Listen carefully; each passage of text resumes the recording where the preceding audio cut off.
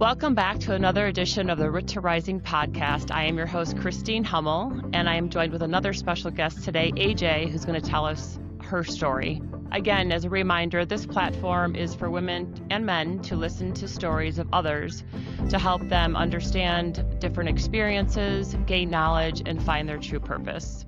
So, AJ, welcome to the podcast. Thank you. I appreciate you having me here. I'm Of nervous, course, of course. but Don't be nervous. I tell people all the time it's just a conversation. yeah, So I know you and I have had some conversations, so just yeah. pretend it's without the microphone and the lights and all the things. So, AJ, why don't you tell us a little bit about yourself personally and professionally? Okay, well, I'm AJ. Who I am, I'm not quite sure yet, to be honest. I am still trying to figure it out. I know I'm 43, but I have no clue. But I come via California. I was born there. I had my children there.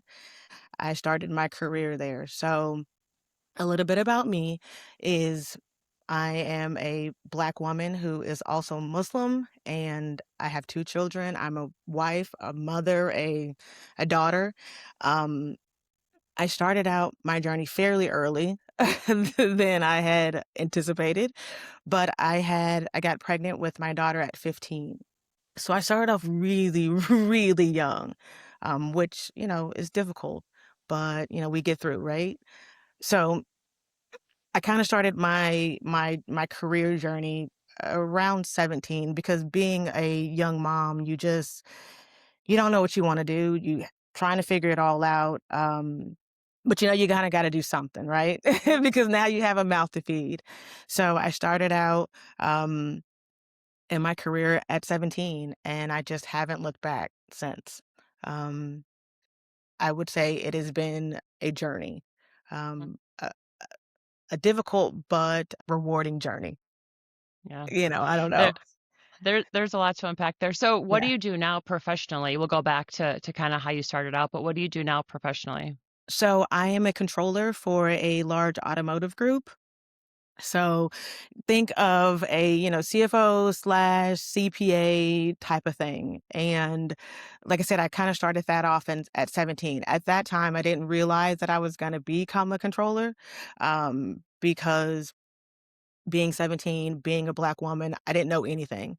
Um, and I started at a body shop, and I knew from there, once I started, that this is kind of the path that I want to go down. Okay. Where it would lead me, I had no clue, but I stayed with it because, again, I had a mouth to feed. Yep. And I kind of worked my way through the ranks of the automotive industry, which was difficult. Very, I can very difficult. imagine not Yeah. only being a female, but being a Black female Yeah. in the auto industry. There's so much that I want to go to. So let's go. You live in Atlanta now, right? Atlanta, I do. Georgia, or part of it, yeah, near Atlanta. And so let's go back to high school. So you grew up in California, you mentioned, and you were in high school, and you had your first child at 15. So if I think about other women listening to this, right? High school, independent without, having a child at 15 is challenging in its own. So now you have high school and you're a mom. Yeah. And what was your support like if you had any? And then how did you overcome like the barriers and the challenges? Because I mean, I had my first child at 29 and I can't even imagine doing that at 15. It was hard enough at 29. So, how did you find the strength? How did you overcome it? And how did you just continue to navigate through it? Well, I'm gonna be honest. I do recall mom's probably gonna kill me, but when I first had my daughter, I did not know, and I was still trying to be, a kid, a teenager. Yeah. So I tried to do a lot of partying, Yep. shortly after I Yep. had her, honestly. And my mom said, "Absolutely not. This is your child. I am not gonna raise your child." I mean, just like that. I was kind of a taken aback because I'm like, "What do you mean you're not gonna help me raise my kid?" And not in a way that wasn't a negative way. I didn't realize it then, but it was, a wake-up call and a blessing Mm. because if she hadn't have said that to me, if she allowed me to continue to go out and hang out and not take care of my child, I don't know really where I would be, to be honest.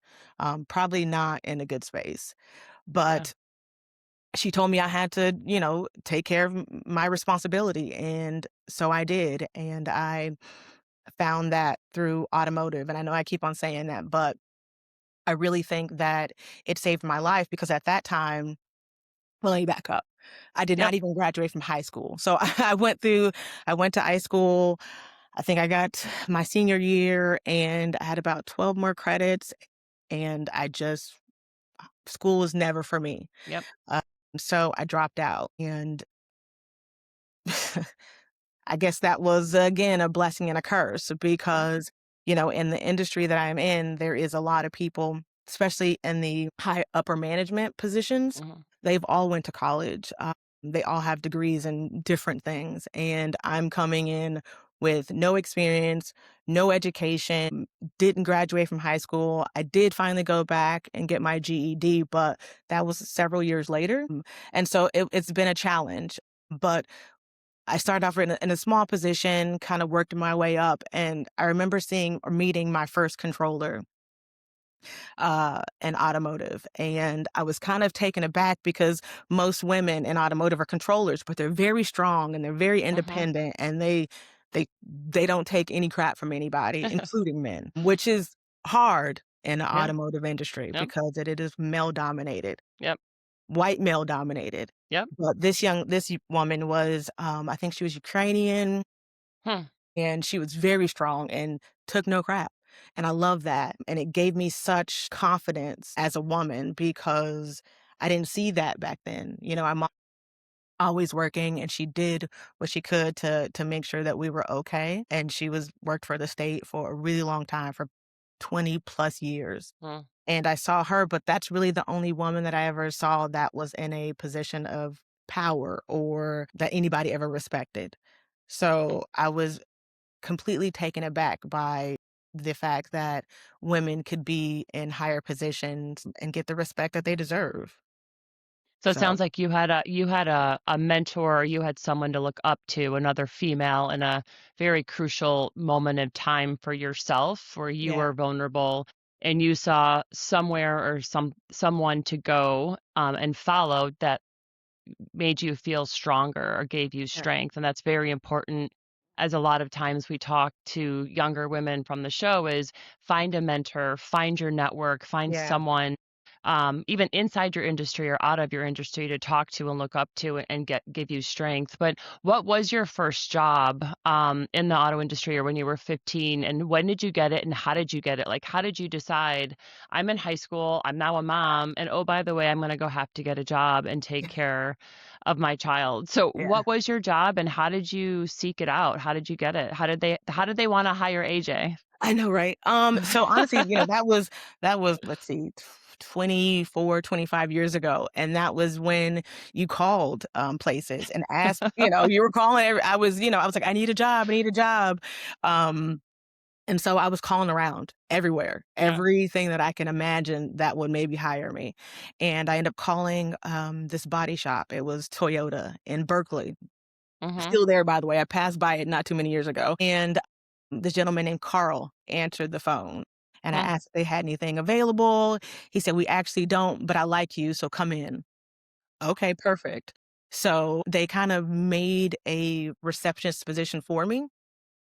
And I Hmm. started off as a receptionist, and then I went in that same company, I was the receivables for the body shop, and then I did some payables for the body shop, and I kinda just kinda worked my way. And that was my first experience in automotive, and it was great because, again, I didn't have any kind of education. I definitely didn't graduate from high Mhm. school, so someone giving me a chance to get my foot in the door was really important to me because I didn't wanna be a statistic. I did not Yep. wanna be another young mom, another young Black mom who didn't succeed. I didn't want that for me, I didn't want that for my daughter, and I definitely didn't want that for my mom, right? So I went through that. I was there for about a year or so, and then I ended up going to another dealership. And I luckily, they gave me an opportunity to become the payables and receivables, and I was there for a couple years, and then I've just kinda been moving up in ranks ever since then. So when you were calling people, especially Carl, what did you say to them? And why did he say to you, "I like you"? Like, how did you connect with the person over the phone in such a short amount of time enough that he asked you to come into his body shop? I will say this. I try to be very authentic all the time, and I have a really big bubbly personality, and I try to make everybody feel like I love them and they love me. And I know that sounds really weird, but I just was myself, and I'm very transparent. I probably even said that I just had a kid and I need a job, to be Yeah. honest. I might have just said that, but that was my truth at that time, and so like I said, I always try to be transparent. So everybody can I don't want anybody to ever guess or think that I am being not authentic. So, So it sounds like you connected with him and you were just being, like you said, authentic with someone. And a lot of people appreciate that, yeah. especially, someone that's taking a risk to hire you. So then how did you know continuing through your, going to accounts payable, is that something that you realized along the way you were good at, or you just liked it, or you just felt comfortable in it because you knew it and you could continue to grow within that? Like why did you keep going versus seeking something different? Because at that time, again, it wasn't I wasn't in a position to and this may sound weird, but I wasn't in a position to offer much. Because I didn't have the education, any position that anybody was willing to give me, Yep. I said, "Let's do it." Yep. Whether with no fear because I didn't know if I knew how to do it or not, but the only way was to try it. So I tried it. And there's a lot of people in automotive, not necessarily in upper management, that don't have degrees. And so I felt comfortable with being allowed to be there in Yep. that space without having a college education or even Yep. really a high school diploma. So at, at 17, I knew I had to do something. And so I was like, let me just keep on going until I can't go anymore. And luckily, I've had really amazing people that have supported me along the way and in my journey. I made a decision a long time ago, even when I knew, I think I was maybe 20, 21, 22 when I realized I wanted to be a controller. Um, but I also knew that I had 2 young kids, and so I did not want to I knew the what that took. A lot of long nights, Yep.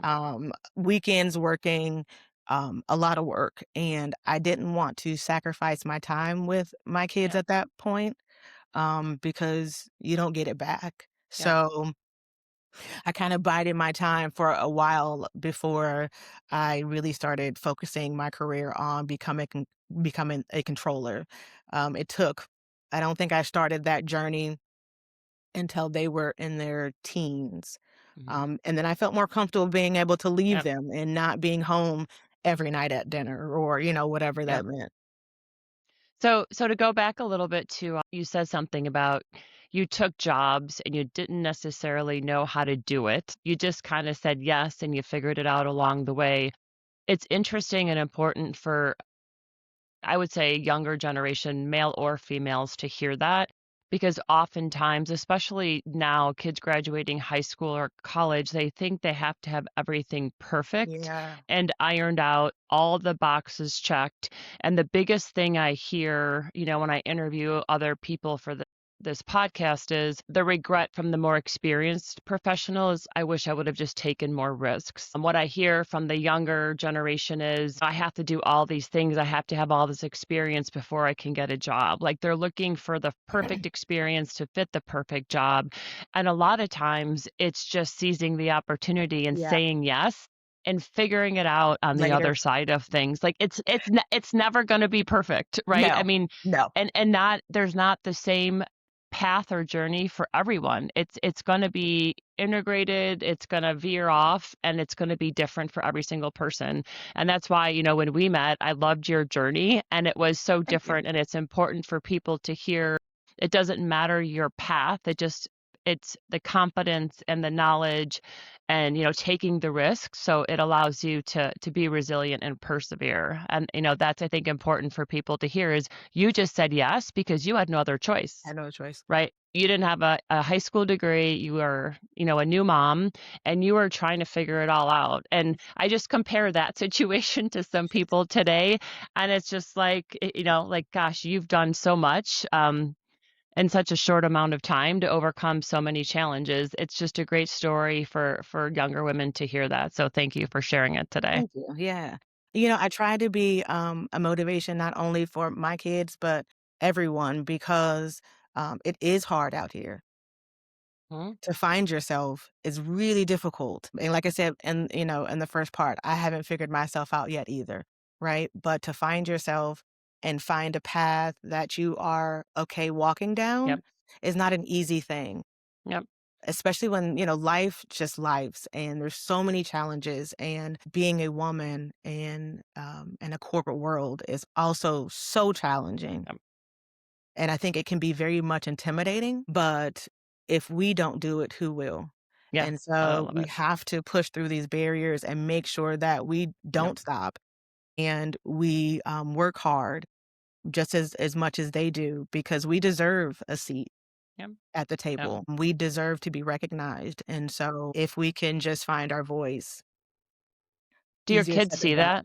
Yeah. Do your kids You see know, that? I will say that when they were younger, I don't think they appreciated the sacrifice that I had to make, not had to make, but I chose to make, Yep. when they were younger. I think now that they're in their, mid to late 20s, they are now seeing how difficult it is.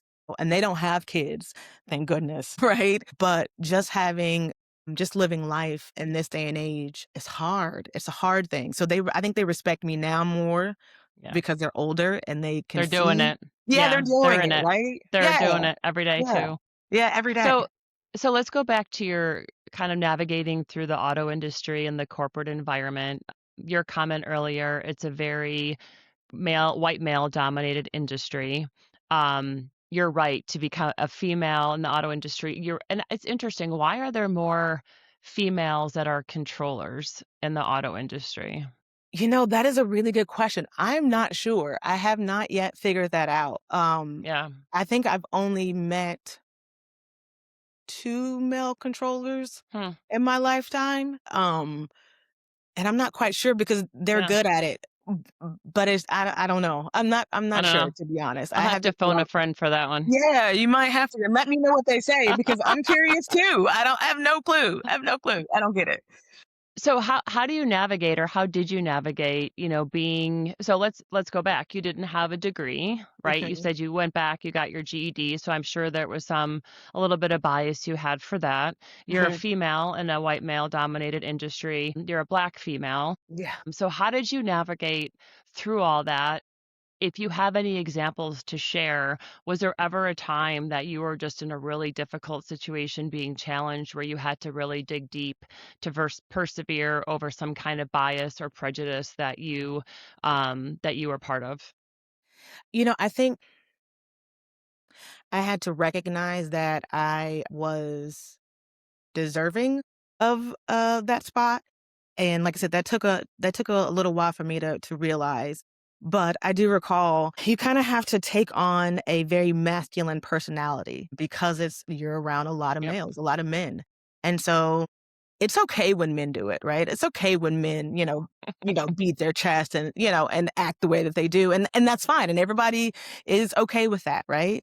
But when a woman does it, She's a bitch. she's a bitch, right? And so I have been called a many a bitch, Me too. because I had to be, I now demand respect. Yep. There is no alternative. There's no other way. And I will not sacrifice my hard work or my time to be disrespected. So there is a lot of times where, the owners had to come to me and say, "Hey, AJ, you have to calm down because everybody thinks that you're a bitch." And I'm like, "But wait, because you just said the Yeah. same thing and it was totally fine. Um, And everybody respected you." But I had to learn fairly quickly that just like most situations, women in automotive have to soften themselves down or dim their light mm, just a tad in the room sometimes to allow that masculine energy to take mhm. over, but not enough to where you are compromising yourself, right? Yep. Because you don't necessarily want to be known as the bitch, but you also want and need the respect. And so I just made Yep. sure that I was always, and I mean always, doing the right things, treating people well, getting to work early, leaving late, all those things that most men don't have to deal with, especially raising children all at the same time and being a wife and, being all those things, right? But I knew that if I didn't do this for myself, then my kids, right? I wanted them to look up to me and say, my mom did the best that she could do. And so though I have had a lot of challenging experience in automotive and being, walking in a room and in a meeting per se, walking Mhm. in and I come in, ready to go, but I always get turns. There always someone looking at me like, "Are you sure you walked in the right room?" Mm, Mm, because it's always a shock, right? There is, I would say, probably more white women in the controller position than there is black. And so, though mhm, you may expect a woman to walk in over a male, you never really expect to have a black woman and a mm. Muslim black woman at that, right? So, everybody calls me AJ now, but I hadn't always gone by AJ. And so, it was always a question of, if I didn't cover, because sometimes I did, right? If I wasn't covered, um, then it's, "What's your name? Where's that from?" "Are you from Mm. here?" All They're these trying to things. figure you out. Yeah, Trying to yeah, trying to figure me yeah. out, right? Um, and so it was a challenge for that because you have to being a Muslim woman back up, being a Muslim woman, you have to kinda decide if you want to wear hijab or not, if you wanna cover Mhm, or not. And it's always difficult to decide that, especially if you are in a corporate America or in a mhm. higher managerial position, because you don't want to be targeted or singled out or looked at like, what's going on here. So, many years ago, I made the decision to stop covering. You made an interesting comment. You'd go in early, you'd stay late, and you went above and beyond, it sounds like, just to be seen as probably not even equal, probably like, just be accepted, I guess, Yeah. for people to have a little bit of credibility with you. And, I think your analogy holds true not just with automotive, but that goes to many other Mm, industries. I mean, I remember in the corporate world of healthcare, I would always go above and beyond because I needed to earn that credibility and I didn't yeah. know how to do it any differently, right? And so it was more prep time. And one of my male counterparts, he was an equal to me, actually asked me why I prepped so much for this one meeting that we both presented at. He never did anything, right? Because he could just show up as a white Because they male could and just show whatever up. he said is the truth, right? Yes. And Yes. so and then I speak and I felt like I have to know more and I have Hmm. to do more research and I have to have more knowledge. And in all that preparation, by the way, I do think it gives us more confidence so we do show up better.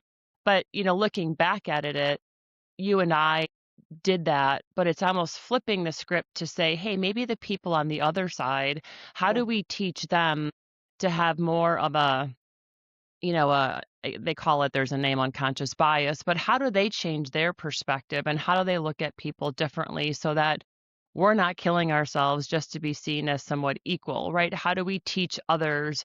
And I guess, what questions or advice would you give women out there is, yes, there's a little bit of a balance as we have to go above and beyond, but how do we flip the script to say to someone, hey, when a woman walks in the room, how do we teach them not to judge them because they are female, because the color of their skin?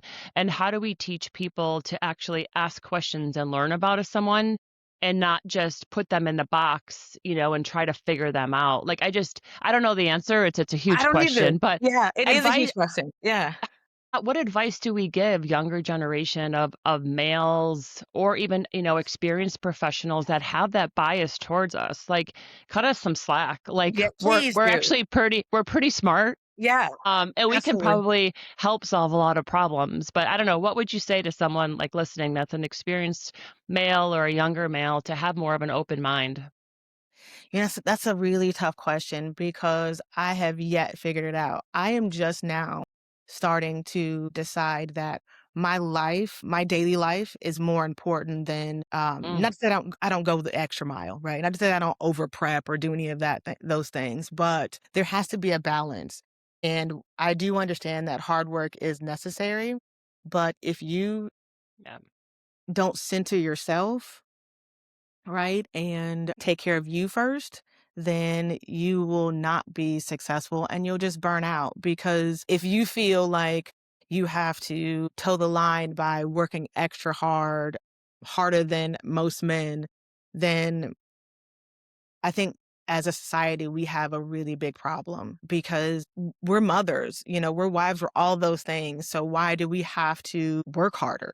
I mean, there have been times where I've worked 24 hours, like literally, didn't leave the dealership till 5, 6 o'clock in the morning, go Wow. home, shower, go back to work just to be there until 12 o'clock, in the morning the next day. We have to stop that at some point, right? We have to decide that we are worthy and know that, right? Yep. And that we don't have to prove anything to anybody besides ourselves, right? Um, but to answer your question, I'm not sure. If I were to do it all over again, I would not work as hard. It really killed me. Nearly, it was a lot. It was a lot. So I'm gonna challenge you there, though. 2 questions I'm gonna ask. 1, do you think you'd be as successful as you are now as a controller if you didn't work as hard as you did? Because No, exactly. no. Okay. And so then the second question is, when was the pivot point for you that and it same happened for me, it's like an aha moment, like, "Okay, I've got this. I have my credibility. I am now a controller. I now can, have more of a prioritization of myself in my daily life," because it doesn't come without the hard work, I would Yeah, argue. Like, there's a yeah, pivot point in your life when you feel like, "I got this." yeah. So maybe is there a point in time where your professional or personal or a combination of both pivoted for you where you were like, "Oh, wait a second. I am now a credible controller in this auto group, and I don't have to kill myself, and I'm gonna show up and prioritize AJ every day versus killing myself to be seen as credible." Was there a pivot point for you that this happened? There were 2 actually. One was I had an office manager, who I loved dearly. She was one of my great friends. I remember she ended up getting sick, didn't know really why she was sick. She was very private about that part, right? But she got sick, and I remember talking to her and saying because she too, stayed at work all the time, right? Just trying to stay afloat. And I would tell her all the time, "You should go home, take care of yourself." All the things that I wish someone would have told me when I was trying to Yep, come up, right, yep, in the industry. And no, did she listen? Absolutely not, right? And I understood why she didn't, because you have to be, 10 steps ahead of everybody, right? But she ended up passing away. And I just remembered like all those conversations her and I had, and all those times I told her to take care of herself. And she chose everything else besides herself. And at the end, she ended up passing away. And I decided then that I would no longer work that hard. I mean, work hard, yes. There's no question about you having to work right, hard, but right, not to the point to where, your health is suffering. And so I decided I'm not gonna be working until, 4, 5, 6 o'clock in the morning. I'm not gonna do that. Am I gonna work hard? Absolutely, but there has to be a limit to this, right?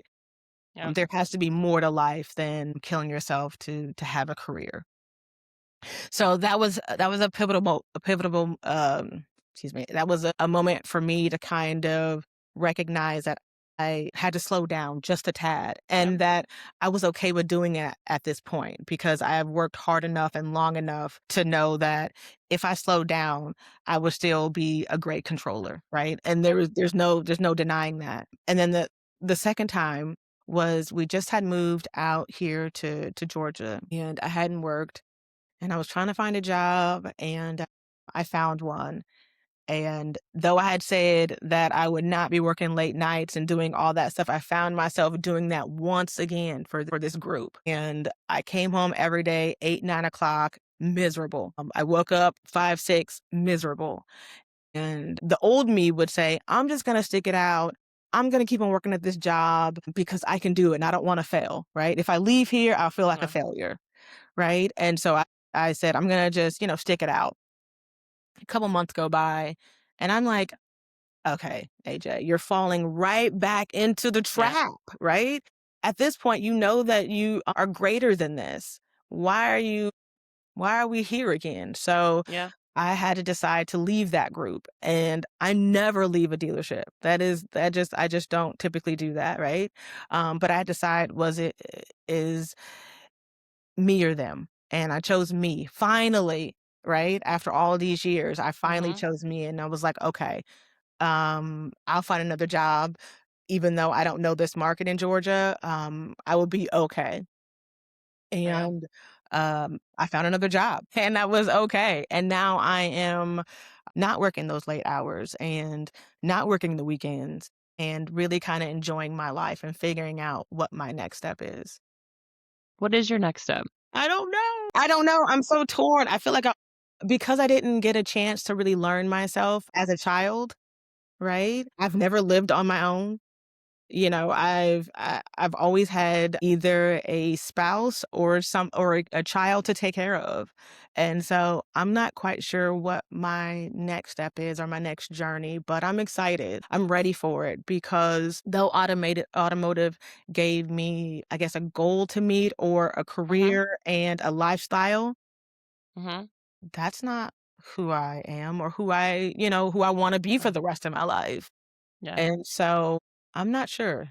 I'm not When sure. you were in high school before you had your daughter, was there any, did you think about what you wanted to do? Did you have any ideas? Like, hey, I want to be a teacher, or hey, I wanted to be a doctor. Did you have any ideas before you had her? I did. So for a long time, I want to be a lawyer, Hmm. and then I want to be an anesthesiologist. But doing that now, there's no way. I hate school. There's no way. I was like, I tried like about a year or so ago to take some online courses, and I Yeah. crashed and burned. I was like, Yeah. this is not. I'm just not But you good know at it. that now. You know that now. So Yeah. now like that's one of the guardrails you have when you're figuring out what's next. It won't be something that requires a lot of schooling, and that's okay, right? Right. Like that just then it's just limits and narrows the areas that you look Yeah. in. That's Yeah. okay, right? Yeah. Someone asked me a question when I had a podcast, like, do you still think that college is important for kids nowadays to go to and to graduate from? And my answer was like, if it works for them Yeah. and they have a career that you need to, like you said, lawyer, anesthesiologist, and school is for them, yes, but it's not for everyone. Yeah. And it's not like it doesn't have to be the next checklist. So I was surprised when I answered that question, but I think it is true. There's not everyone's cut out to go to school, Yeah. and everyone's brains work differently, and that's got to be okay with people not to have that pressure when they are graduating high school or college or whatever their next path is. So That's true. I remember when my daughter I don't know why it became so important for my kids to go to college, right? I'm like, I don't know how that happened, but because you society, didn't right? do it and you Right. didn't do it. You Yeah, wanted you wanted something more different for for them, them. Yeah. right? And so I remember my daughter getting accepted to college in Chicago, and, I was so excited for her, right? But then I started to think, "Is this her dream or Right. mine?" Or my My mom, thankfully, never forced me to do anything yeah. that I wasn't ready for or didn't wanna do, and so I felt kinda guilty because I was like, "Okay, I'm shipping my child off to Chicago, and she may not be ready, and she may not like the whole college thing," right? But for whatever reason in my mind, I expected that of my kids. Crazy, right? So what did you find out? Did She they wasn't wanna good do at it? school because she dropped She out, was. She did. and I was, like, okay with that. By the time that Yeah. happened, right, I decided that I can't tell my kids or what they should and Yeah. should not do with their life. I just want them to be happy and be at peace, right? And be really Yep. good people. Because if we had a little bit more of that, then I think we'll be a better place. But I Yep. want them to find their own path, their own journey, and be successful in their own right, whatever that looks like for them. So if you were to go back in that moment when you told your daughter, "Hey, I want college for you. You're going to college." If you talk to other parents listening that they want something different for their kids or they push them because there's so much societal pressure on college is the next step. What would you go back and, time or tell parents today that are listening that like not to pressure your kids to go to college or not to make sure that you're living vicariously through your kids to Yeah, fulfill what you want or you just yeah. because you want them to be successful, that doesn't mean they have to go to college. There's different definitions and forms of success. So a parent listening to this, pushing their kids to go to college when they may not know that that's their kid's decision, what advice would you give that parent? I would say this, learn your kid. I know we think that we know our kids and we say, "Oh, we know Yeah. our kids," but really learn your kid. Know your kid because like you said, not every kid is, is cut Yep. out for that, and every person is cut out for that. So I think once you stop trying to live through your kids and you learn your kids and love them for the kid that they are or the young adult that they are, they'll figure it out. They always do, Yeah. just like we did, right? I mean, thankfully, I think we are getting further away, hopefully, with being able to make certain decisions on our own, right? And so, not to say that the younger generation don't have to work hard. They just have different struggles. And so, if you know your kid, you know what they love and don't love, you got to accept it. Just let them be great because That's they great deserve that, advice. right? That's Just like great we did. advice. Yeah. So if you were to go back in time with a younger version of AJ, 14, 15, Hmm, would you have done anything different? no. I actually is hard and it took a toll on my body. Being so young, I would not change it for the world. I see other moms who are just now having kids or have young kids, and I'm like, I could never be this age and have to deal with a baby or a younger, you know what I mean? Like, I love Yeah. the fact that my kids are out of my Yeah. house because Yeah. now, right? When you're 17, 16, you think that you can do all these things, but you have nothing. You have no money, you have no credit, you have nothing, right? Now, I can Yeah. actually Fair. enjoy life and not have Good to for worry, you. about I need to find a babysitter or, I have to wait until the kids go, on spring break or whatever the case may be. I can do what I want. Yeah. And I love Would that. would you have Yeah. done a different career path? Would you have gone a different direction professionally?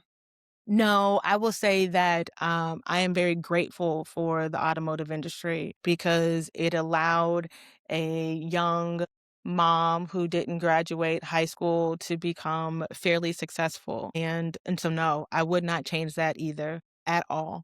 At all. Automotive is a lot of things, but it can be very rewarding and it allows you to grow in the company Yeah. without okay, I take that back. It allows you to grow in the company with, right, Yep. some of course, some pushback, but Of it does course. allow you to grow, and I would not be the person that I was if I didn't go through the things because, like I said, people called me a bitch all the time in the beginning, Yep. and I have since calmed down, and I Yep. needed that, right? I don't have to be angry all the time. I don't have to Yep. prove myself to anybody, and so I am perfectly fine with the path that I have been given.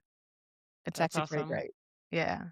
So if you were to kind of pick the next 3 ideas of what's next for AJ in terms of your wish list of areas that you could look to discover or areas that interest you, what would be, your top 3 future areas of interest? Um, I think it would be the first one would be to be a life coach Mm, or because I would love to be a therapist, right? I would love that. But then that goes good school. school. It's a school thing, right? So we're not doing that. So what's the next best thing, right? A life coach. So, I've been teetering with the fact of becoming a life coach. The second thing would be podcasting. I totally respect what you're doing, right? Um, I wish that more women would speak about women, speak to the youth, and let them have a platform to come and discuss some of their woes. And so I Um, respect you tremendously. And so I would love to have a podcast. The third thing is win the lotto and that travel the does world. that does not require school, so check. So check, right? I mean, that That does sounds require like a buying plan. lottery tickets, which I don't do. So Yeah. it's crazy. Well, But you might maybe have to do magically that. I'll win the lotto. I don't That's know. funny. That's great. So let's go back to the second comment though, because I believe when we first met, you talked about this when we started discussing our areas of interest. You talked about you could be such a great source for women especially in high school, Black female, Yes. that have, they are pregnant, they're dealing with pregnancy, they have a child. Like you talked about that there's a gap for information and stories to be shared for that age, which we kind of brought us to have you on the show. But I mean, think of the people in the audience that you could share your story and the people that you could help and all the strength and knowledge they can gain from you to share that story. Like that's definitely something that should be talked about more. Well, that's one of the reasons why I want to, start a podcast because I wanted to reach young women and not just young Black women, right? Not Yep. Yep. just young women Yep. that find themselves in the situation of having a child young, right? Because as a society, we just look at them as, they're never going to be successful. They'll just be on welfare, all these Yep. things, right? But there is another side to it. And if there were more people like Carl who had given me or given, young women, even young men who are parents, right? More opportunities, I think we would be in a better space. So I would love to have a podcast and be able to share my story and share other stories of young mothers because we should have a voice because it was hard. A lot, and I'm not taking away from the women or the men that did not have kids when they were Sure. younger, but there is a extra layer of complicity, right, Yep. when it comes to navigating this world and surviving in this world at such a young age, and everything is stacked up against you, and you may not have that mentor. You may not have that person that can say, "Hey, you can do it, and this is Yep. how," right? Or, "Let me just show you a bunch of love so that you can feel that, so that you will then love yourself," right? I don't think that we give our young kids, especially our young mothers and our young fathers, enough of that because though we have changed somewhat in a society, we are not very loving or understanding of Yep. women when they find themselves in these type of predicaments. Agreed. We still view them as, everything except for a child. And that person really is still a child. And Yep. so we also need to nurture that part of them because they're gonna have a lot of there's a lot of growing up that they're gonna have to do as a young parent, and so, show them some grace and Yep. some love and, allow them to still be children because, Yep. so that they don't grow up and be 43 and not know still what who they are, Yep. right? So I would love to do something like that, right? And allow young people just to come on and have a platform to share and talk about who they are and what they want to be outside of being a young parent. I love that. I'm gonna ask you for more general advice in a second, but if Okay. there's anyone listening, that, does wanna talk to AJ, if you're okay with this, that you can DM Root to Rising, or send me a message, and I'd be happy to AJ, if you're okay with it, link you Absolutely. up with AJ and talk to that person if it's a story that resonates with you. If you're listening to this, maybe AJ, this is a start. And then you're also welcome to use whenever you want to use the Root to Rising platform to do an Okay. interview. I'd Okay. love for you to bring someone on the show, give it a Okay. whirl, give it a test drive Okay. before you do your own podcast, because I know it's overwhelming when you first start this. But you're welcome to use this at any time to Oh, interview thank you. anyone to start sharing your story. Oh, thank you. I Um, appreciate that. of Yeah. course, but what advice would you give more general? I mean, you gave some great advice for, women that are pregnant or dealing with just barriers at 15, but more general advice to anyone listening, younger men or women coming out of high school or colleges, just overall advice for life and how to navigate through challenges. What would be some nuggets that they can take away from this?